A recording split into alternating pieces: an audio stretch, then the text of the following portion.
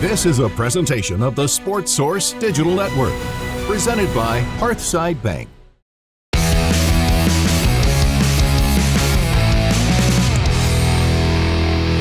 Welcome into the Sports Source Digital Network. John Pennington, joined by David UBBEN of The Athletic. David, glad to have you here. We're having a long conversation that I've cut in two. And this part of the conversation, the other part was kind of about the future of college sports and general college football. This one I want to talk about looking into the crystal ball around the SEC. And we'll get to Tennessee last, okay? So don't bring up Tennessee. But if I had to ask you, and you can take this any way you want. You can take it just on the field. You can take it as well as the business changes. I don't know that this is going to be good for school X or school Y. You know, could someday Mississippi State and Vandy turn into a Washington State and Oregon State where you're just left behind, that kind of a thing? Who in the SEC, looking ahead 5-10 years, which schools do you think should feel really good about their futures? Which programs? Is it the obvious? Are there any that would surprise somebody? It's like, you know what, here's a school I think is on the rise in terms of the football program, in terms of academics, whatever. I think on the field I'd point to Texas. Sark seems to be a lot more comfortable in his own skin, kind of figuring out what he wants to do. I think for my money, he's probably the best play caller in the game right now. Some of the things that they do creatively, like just getting guys in position, churning out draft picks. He's fixed them on the lines. Yeah. This is what Texas has been lusting over since Mac left. They just haven't been able to figure it out. It doesn't really make sense. And people are wondering, was there something in the water in Austin? And they seem to have figured it out. Right. To say nothing of Arch, and we'll see what kind of Arch becomes this year. Maybe he sticks around a second year. And it's a school that's never going to want for cash. Yeah. You go look at school. Yeah. It's I think you look at the endowments. It's Harvard, Yale, and then Texas and Texas A&M. Yeah, and that's not how much money you have on hand, but it is a signifier of Texas is going to be okay. It's oil money. Yeah, it's crazy. Yes. So anyway, I think they make a lot of sense. But in terms of the future and what realignment looks like, I mean, if you're sitting there and you are Vanderbilt or you're Rutgers in the Big Ten, I'm a little nervous as I see where these things are going. And the best case for them is you probably need some schools, if you're going to have these super leagues, that are comfortable winning 2 to 5 to 6 games a year, where they won't burn the place down and feel like this is unsustainable. Just take your check and your beating and there is real value in that, because if you start squeezing together all these leagues, somebody's got to lose those games. That's right. And not everyone's going to put up with that, and then you have everyone angry all the time is not good for business generally, okay? But you have a lot of fan bases that, hey, if we go 6-6 and get to a bowl game, we feel good about that. And there is value in that in college sports. So the Globetrotters need the Washington Generals. Yeah, legitimately. But if you look at them and how they operate, and smaller private school, and you look around the rest of the Big 12 or the rest of the SEC, it doesn't really fit for any real reason. And so if you're those schools that either Rutgers has been obviously the most lampooned realignment move, because it was it was very much you mentioned the cable era. Well, we got to get those New York City cables, they're all tuning into. They love Rutgers, yeah. New York's college football team, the birthplace of college football. If you're trying to contract and say, well, if we just kick these guys out, our slice of the pie gets bigger. And I've said for a long time in college sports, if it makes sense, CENTS, it makes sense, SENSE, and kicking those teams out eventually makes a lot of sense. And so, if you are starved for money and you don't have any other sources, and the Saudis won't pick up your call, you got to figure out something, and that makes a lot of sense to me. I wouldn't. Don't check that off. The Saudi fund. That is absolutely we'll a conversation. See. Yeah, so we'll see. That could happen. In terms of schools in the SEC, that I just look at some of the ones that you wonder why they brought them in, like Missouri, your alma mater. I don't know that they've ever become a fit in this league. I don't know that they're ever going to really thrive in athletics in this league. I mean, it was amazing when they got into the league with Gary Pinkel. Think of the SEC championship game twice, and you're like, they're going to fit. Yeah. Since then, it's not been great. Basketball has actually dropped off, I think, since you've gotten into the SEC. It was better in the old Big 12, and certainly better in the Big 8 years ago. But I wonder about a Missouri. I wonder about a Mississippi State.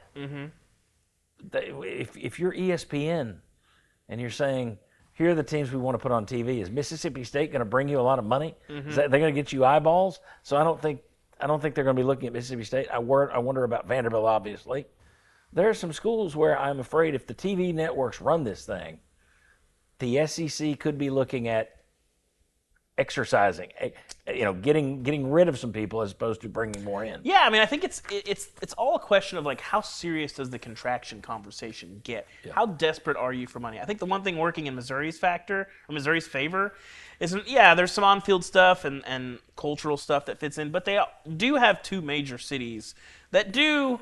Like St. Louis there's Illinois fans there, but that's a Missouri town. And Kansas City, there are definitely KU fans there, especially KU basketball fans, but that is largely a Missouri town. And those are two major cities where you do have fans, and they do get decent ratings. Well, I would just say this. You go to anywhere in Alabama, the number one thing is Alabama, or in a certain Auburn. Yes. You go to Georgia, it's Georgia. That's the biggest thing working against Missouri. If I go to Missouri, it's the St. Louis Cardinals or the Kansas City Chiefs. That's the one thing that's like always been kind of a bugaboo for their sports programs is like the percentage of people that their favorite sports team is Missouri is really small. Yeah. It's like, I'm a Royals fan, I'm a Chiefs fan, I'm a Cardinals fan. I like Mizzou.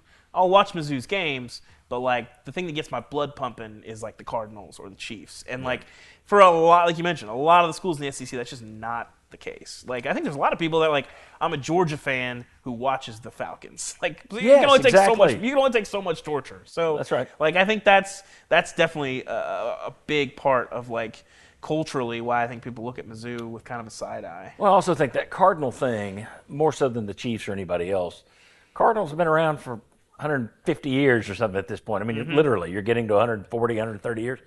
Whereas most of the SEC teams, you didn't have pro sports here until the mid-'60s. Yeah. They didn't have it. Whereas Missouri has had it for decades and decades, a century. Yeah. So I do think that creates a competition in Missouri that you don't see anywhere else. Yeah, I think just culturally in Tennessee, like the Titans don't move the needle. And it's an NFL team in the most popular league in the biggest city in Tennessee. Yep. And they are backseat to the Vols because the Vols have been here. The Vols are more culturally ingrained. And I think that the Titans, for example, if they go to a Super Bowl, have a good run, people will jump on the way they jumped on the Predators. Yeah. Who's talking about the Predators these days? Yeah. That was a break. I remember seeing Predators jerseys in Knoxville. I'm like, wow, how about that? What a change. Haven't seen one in a while since the Predators. A lot of Vols gear in Nashville and Memphis, though.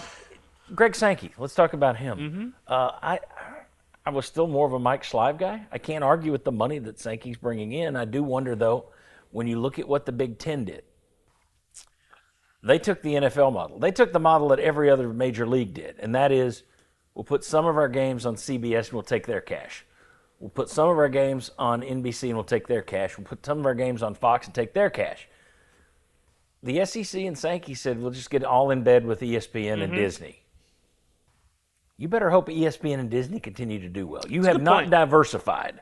So I do wonder about their television stature moving forward, because when you just get into one group, and here's the deal, nobody knows, are they going to spin Disney off? What happens with ESPN down the road? I mean, it's kind of iffy at this point. And there's the over-the-air aspect, too. Like, when you look at the big ratings for games. Yep. Well, the big ratings come in part because we're on ABC, we're on CBS, we're on Fox to a lesser extent, but we're on NBC. And the Big Ten leaned into that. And, like, the Big Ten does have more population centers. They get better ratings. There's bigger larger schools. They bigger crank out more alums. So all these things. And so with ESPN, like, some of that, listen, we're going to set the tinfoil hats to the side. But, like, when ESPN owns the playoff and ESPN is talking about the sport, like, there's certainly some conversation about, like, well, we feel like ESPN, like, leans more pro SEC. Some of that is national titles, although that's been kind of not necessarily the case the last couple years.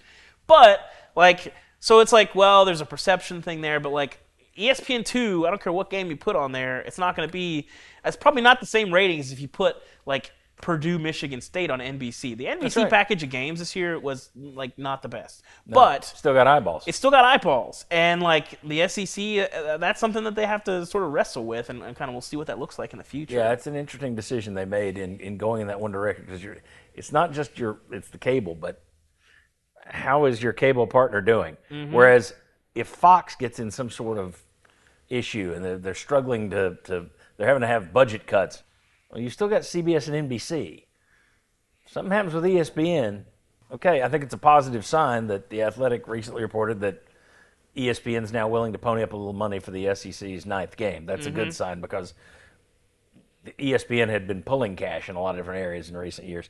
But Sankey in general, I believe Mike Slive was a little bit better guy. I think Sankey has a big chest he leads with quite a bit, whereas Slive was happy to kind of control things quietly. I think Sankey's got a cocky side that he likes to be out and about. I don't know if that's going to be. Well, let me just ask you: is he too cocky for his own good? Because let me give you an example. Yeah. A couple of years ago, the SEC media days, he's talking about going to it's SEC meetings. He's talking about how we lead, we don't follow. So if we're going 9 games is the way to go, blah blah blah. Then he finds out, we're staying at 8. And he has to be trotted back out there like a hostage. I was at those meetings. I forgot about that. Yeah, yeah. And I thought, well, you're not as cocky as you thought there, pal. You think you're going to tell everybody what to do. And those presidents just told you, get back out there and say we're staying at 8. I just wonder if sometimes he might bite off more than he can chew. Well, but in terms of, you got 2 guys. It's him and the commissioner of the Big Ten. Which one would you rather have? I mean, I'd probably take Sankey. I think he's played their hand pretty well generally. I think what he would like is probably different than maybe what the reality is, but he's pretty good at whatever the reality is. His job isn't to do what he thinks is right. His job is to do the thing that puts the SEC in the best position. Yeah. And so, I think if you rub people the wrong way. Yeah, if you truth serum him, does he say bringing in Texas and Oklahoma is the best thing for college sports? He's a college sports lifer. You're talking about a Southland Conference guy. I think he knows. Hey, this is probably not great for the sport as a whole. Yeah. But his job's not to do that. He's not the commissioner of college football. And so as much as I don't like it, as much as they definitely pulled the pin on the death of the Pac-12 and all those things, those things, it's not great for the sport, but you're in unprecedented times, and his job is to captain this ship, to where his presidents and chancellors want it. That's an interesting nugget you brought up there, because the fact that A&M was giving assurances, they made a huge decision to come here. 40-year decision. To leave, it's like a 10-year decision. To leave Texas. Yeah. And leave them behind. And they were given assurances that they had it, and then they just pulled that out from under them. I don't know that Mike Slive does that. I don't know. Now, again, you've got other presidents who get involved, but I never saw Mike Slive have to walk back into a room and say, all that stuff I told you, they told me to do something else. I never saw that. Well, it's hard to know how explicit those guarantees were. It's it kind of depends on who you talk to, and I think this was probably the one exception. I'd like to ask R. Bowen Lofton. Yeah, that's a good question. Because Texas is just such, other than Notre Dame, in terms of a singular entity, they might be as valuable as, anything. And so, you can guarantee A&M one thing, but, if you're the president of Ole Miss, and you're the president of Florida, or the president or chancellor of, Tennessee or Missouri, why do I care about making buddy-buddy with the A&M guy? It's well, sorry, I'm not going to say no to money so that you can feel good about yourself. This is an interesting thing, though. This is what's changed a little bit. It used to be that the SEC all acted in, and Slive was really good about it. He joked about it. Every vote always unanimous. Yes, exactly. They would talk and talk and talk, but it would come back unanimous. The more schools you add, especially a school like Texas that does not play nice, they weren't liked in the Southwest Conference. No. They went to the Big 12. Nebraska's can't put up with these people. Gone. Yep. Big 12 blows up because of Texas and the Longhorn Network. You've invited the vampire into your house. Very much true. And you've now got Texas A&M, Missouri, Oklahoma, Arkansas. These schools don't all see it the same way that the old schools, the Confederacy, saw it back in the 1950s. It was very much one league that did one thing. Now you've got different views, different people with different backgrounds. I don't know that that's good moving forward. I mean, we'll see. I don't think you turn around for money, but what I'm getting at is what you said there. You had schools in the past that I think would have done what was best for. They would care about being buddies with the other schools. Maybe. Whereas now, and that may be me being Pollyannish. No, I think those things are real. You had more of that back in the day than you do now. Still, you had Georgia Tech that up and left, and there was politics, but I don't think it was as all. Well, there wasn't much money. There wasn't as much money involved, so it wasn't all about the money. Well, there's a good example of this. That may have changed. Oklahoma and Oklahoma State, in 2010, because their leadership had known each other a long time, and David Bourne was a really respected president, and he'd been in OU forever. Yep. They had really tight relationships, and we're not leaving Oklahoma State behind. If we go to the You're right. Pac-16, we're bringing them with you. They're going. Well, then those guys turned over, and then what happens? Like, There you OU go. flips their longtime rival, the Bird, on their way to the SEC and says, see ya, sorry. Yeah. And, like, I think we're at a place now in college sports where, like, if it's going to make us money, like, we're probably going to do it. And that's just what it is. And that may be the answer to my question. Maybe it was a more genteel time. But it was less money, wasn't yeah. cash involved Yeah. as much as there is now. Now it's just greed is sitting there. Last question for you. Tennessee, looking forward over the next 5-10 years, you've got Josh Heupel right now. Program seems to be stable. You know, I think you may be heading for a bit of a rebuild this year because it's after with the Nico situation, you're going to have a lot of young players that are out there. So I think it's going to be a little bit of a rebuild this year. But I still think things are – anybody who's forgotten the previous 15 years needs their head examined. So I think it's stable at the moment. Do you think it's heading in the right direction? Would you feel good if you're Danny White about your football program? Or would you be sitting there saying, I like that over there better. I want that. What are you thinking? So I think two things with this. One, there probably is a rebuilding year, but the rebuilding year at Tennessee has been like 3-9 for a lot I don't think that. Yeah. I think this time we're talking about like, yeah, I agree with you that like there's not a lot of pieces you feel great about coming into the season, but the floor seems like 5-6 wins, 7-8 is realistic. That's like what you I'm could win expecting. 9 presumably. Like if you get some guys that just hit, like that's possible. And I think that's sort of a good sign for you. And then secondly, you've already had a coach who's proven himself time and time over again that he's not willing to take the short-term gain for the long-term loss. We've seen this a bunch of times. Like the way they handled the NCAA stuff when he first got here. Like, you know, sort of trying to tell people, hey, this is what we're going to do. This is how we're going to handle it, meeting things head on. And they came out of that pretty well. And then obviously with the Nico situation, it's more advantageous for him in the short term to just be like, we got to figure out a way to pay Nico. Pay him and like, keep we got to him. do what we got to do. But does that undercut your program long term? I think yes, clearly. And he's not willing to do that. So there's something to be said for that. Now, if they're 1-4, we'll revisit that conversation. I think fans might feel that differently. Oh, hell, And if they're trailing at halftime against Syracuse, people will be mad. And so, but two, I think also you have a coach who seems like he's good here. Like, he's not going back to Oklahoma. He's not in the every single coaching carousel his rumor agent's every not single floating his year name constantly. Like, has Josh Heupel's name come up for like any job or interviewed for any job since he's been here? And like, I think people, like, it's a little bit like if you're not sick, you don't think about not being sick, and like you don't know the value of it, of having a coach that like is where his feet are until you have that guy. And I think actually people underrate that here, of like having a coach in Josh Heupel that like, hey, he's already taking you to some heights, and he's not looking to take to those heights and like parlay himself into the Georgia job or parlay himself into the Notre Dame job or whatever. He's like, how can we get Tennessee better? There's real value in that I actually think is sort of underrated around here, and appreciating that. Which is ironic because this school has actually been stepped over. Yeah. Lane Kiffin left you for Southern Cal. Yeah. So it should be appreciated. I think, however, most ball fans look at it and say, interviewed for a job, nobody wants him. I think that's the way they look at it. Maybe, but again, whether that's true or not, it doesn't really matter. You look at the last 4 years of football. I think like most schools would look at a guy who's won 30 games in 3 years and looked at what he inherited and say, we wouldn't mind having him coach here. Yeah.